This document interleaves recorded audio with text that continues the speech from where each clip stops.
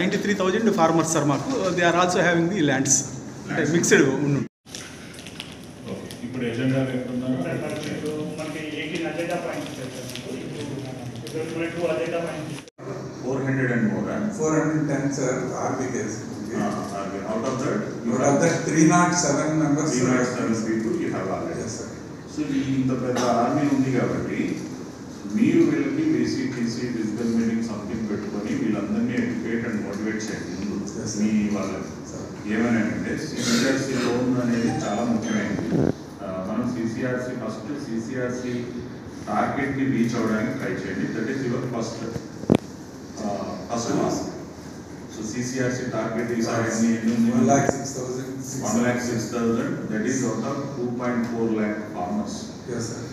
So తక్కువే బాగా చెప్పాలంటే 1.6 అనేది మనకి 45-40% ఉంది అంతే మనకున్న టోటల్ ఫార్మర్స్.